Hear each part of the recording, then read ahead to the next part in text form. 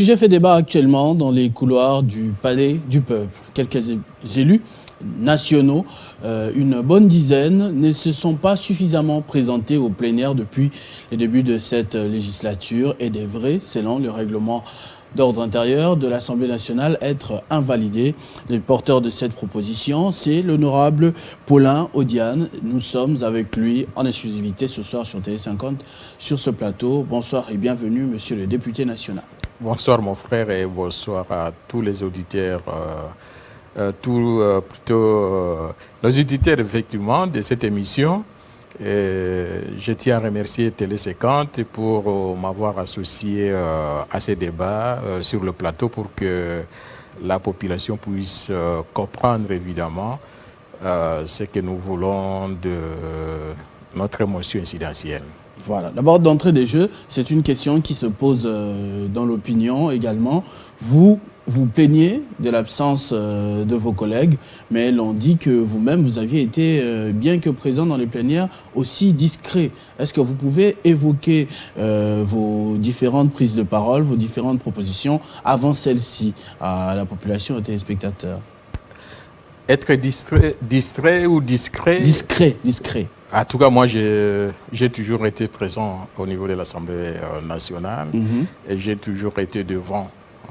J'occupe le premier banc et j'ai toujours milité pour que les députés viennent en temps pour les activités parlementaires, que ce soit au niveau de la plénière de l'Assemblée nationale ou au niveau de la commission, parce que chacun de nous a une commission bien déterminée. Tout à fait. Et même au niveau de la sous-commission. Vous êtes dans la commission? Moi, je suis de la commission PAG. PAJ. Oui. Okay. P, justice? Commission politique, administrative et judiciaire. Okay. Voilà, merci beaucoup. Moi, là, maintenant, les téléspectateurs le savent. Alors, est-ce que vous pouvez nous expliquer exactement ce que ces absences causent comme problème pour le fonctionnement de la Chambre basse du Parlement? Bon, merci. Je crois que les téléspectateurs suivent parfois nos plénières en direct sur la RTNC. Ils constatent que parfois, lors des votes des lois, nous sommes obligés d'aller jusqu'à tard. Et pas plus que la semaine passée, on était appelé à voter certaines lois, notamment des ratifications. Nous sommes allés au-delà des 22 heures. Et à un moment donné, on était obligé d'arrêter la plénière parce que le quorum n'était pas atteint et convoquer ce qu'on appelle une séance subséquente. Tout cela, ça pèse sur ceux qui sont réguliers. Donc, ceux qui sont réguliers sont obligés de souffrir, d'attendre des séances subséquentes pour qu'on puisse voter la loi ou voter les lois. Et c'est vraiment illogique. Et ce qui choque est que certains collègues, évidemment, n'ont jamais répondu aux communications de plénière. Ils ne viennent pas, ils sont dans des voyages privés. Et ils sont là, les autres sont dans la ville de Kinshasa, ils ne viennent pas. Mais on se demande pourquoi ces gens sont élus. La meilleure des choses, c'est de laisser la place aux suppléants. Si vous constatez que vous êtes occupé et vous êtes chargé, laissez la place aux autres pour que la circonscription puisse en tirer profit. Comment on peut justifier cet état des choses? C'est pratiquement impossible parce que la Constitution nous dit, notamment l'article 110.6, que les députés est appelé à participer à plus ou moins un quart des séances pendant la session. Vu qu'il reste une année, pratiquement, donc c'est impossible d'atteindre... Non, c'est par session. C'est-à-dire ici quoi? Ok, par session. Par session. C'est-à-dire, si vous avez 100 plénières, il faut venir au moins 25 fois. Est-ce que là, c'est compliqué? Je ne vois aucun problème. Quand on est élu pour défendre les intérêts de sa circonscription, c'est-à-dire de ses électeurs, venir 25 fois sur 100 lors d'une session, où serait le problème? Il n'y a aucun problème.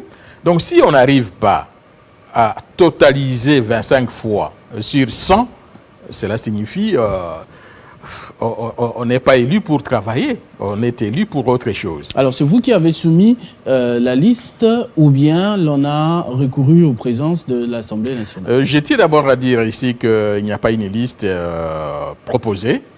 J'ai tout simplement soulevé la motion incidentielle.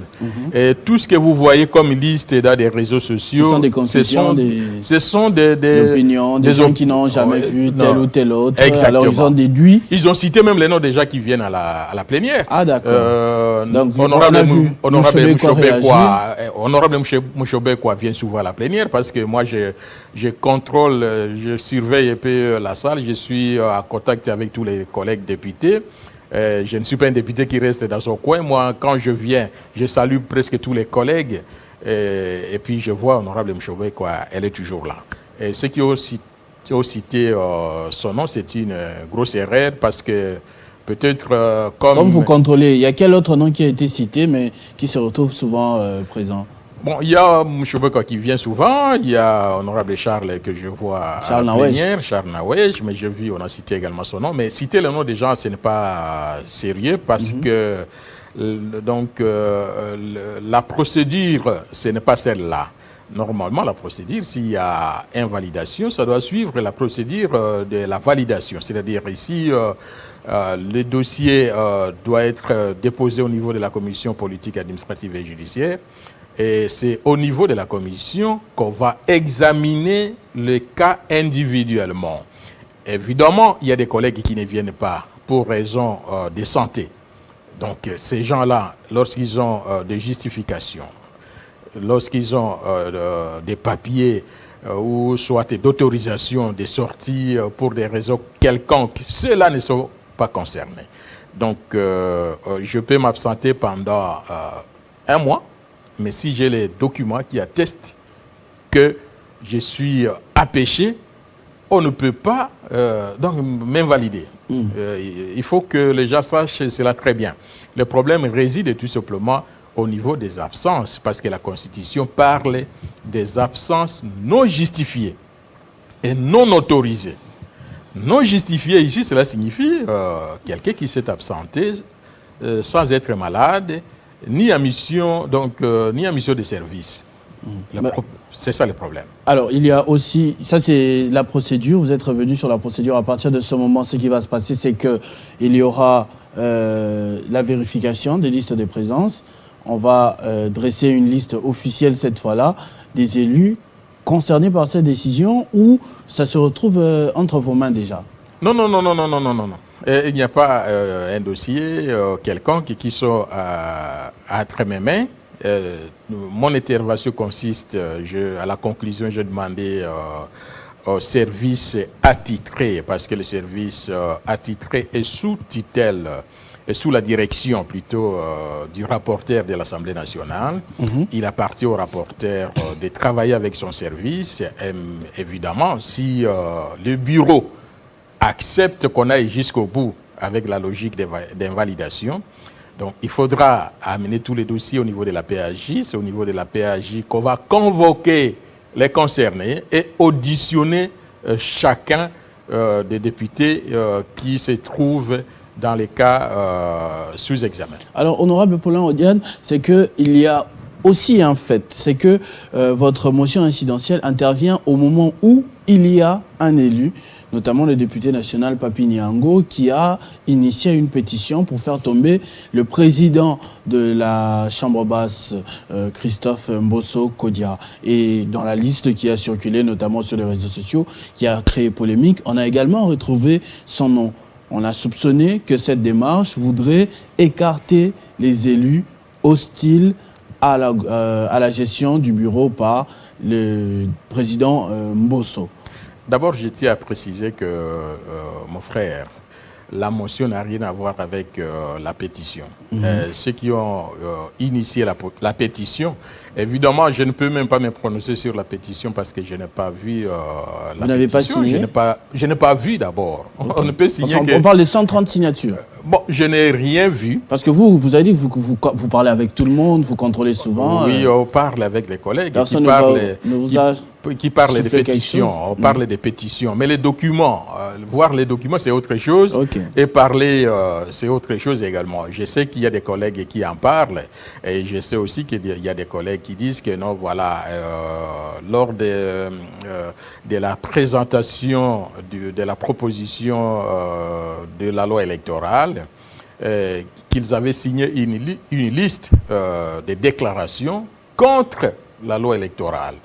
Mais finalement, leur nom figure sur les documents de la pétition, c'est-à-dire on a pris la liste de la déclaration, on a annexé à la liste de la pétition. Donc là, ça pose un sérieux problème, mais voyons voir, on ne parle de la pétition que lorsqu'elle est déposée. Et au moment où nous parlons, il n'y a aucune pétition déposée à ma connaissance. Mais moi, je tiens à dire ici que moi, je ne suis pas avocat du bureau parce que je ne maîtrise pas les activités du bureau. Moi, je suis intervenu en tant qu'un élu pour encourager les collègues qui ne viennent pas à venir à la plénière. Parce que nous sommes évidemment appelés à nous prononcer sur la loi électorale. Est-ce qu'il faudra que cette loi soit votée par moins de 200 députés? Parce que c'est ça la manière dont nous fonctionnons. Mais aussi la situation de boycott. Donc, il y a des gens qui boycottent. Ça, c'est différent. Non, boycotter, c'est autre chose, mais s'absenter, c'est aussi autre chose. Un député qui boycotte la plénière peut venir le matin signer la liste des présences et puis sortir. C'est comme ça. Mais quand on est à la maison, on ne vient pas pendant toute une session. Je tiens à vous dire qu'il y a des collègues qui n'ont jamais participé... depuis les débuts. Depuis les débuts. Mais ils sont payés. Qui sont payés. Vous avez eu la palissade. Moi, je viens chaque jour. Je rentre tard. Mais vous ne venez pas. Et j'ai les mêmes avantages que toi. Mais c'est immoral. Et sur le plan éthique, moi, je ne peux pas justifier cela. Mais notre pays, vous savez, nous avons de sérieuses difficultés. Il faudra que les députés soient là. Et nous parlons, donc hier nous avons parlé de la prorogation de l'état de siège. Il y a des gens qui sont contre la prorogation de l'état de siège, mais qui ne viennent pas. Mais qui va bloquer le vote si vous n'êtes pas dans la salle? Ça pose un sérieux problème. Si vous êtes contre, manifestez-vous à la plénière pour dire que nous sommes contre l'état de siège. Et donc les gens vont voir que non, voilà, nos élus qui étaient désignés par nous, ils ont refusé de voter contre la prorogation de l'état de siège. C'est tout à fait normal. D'accord. Donc la prochaine étape à présent, l'on va statuer dessus demain déjà, ou demain on parlera que loi électorale? Je crois que nous ne devons pas parler de la prochaine étape. Moi, j'ai tout simplement... Vous voulez juste qu'ils reviennent? Vous n'êtes pas pour leur invalidation? Moi, j'ai tout simplement soulevé la question. Donc, le reste, il appartient au bureau. Le bureau peut parfois se limiter à ces niveaux-là pour dire que, pour le moment, nous n'examinons pas cette motion, ou soit nous n'examinons pas les absences. Nous allons en tenir compte lors de cette session, parce que, bon, pour cette session, il faut bien noter, pour cette session, on ne peut pas parler de l'évalidation des députés.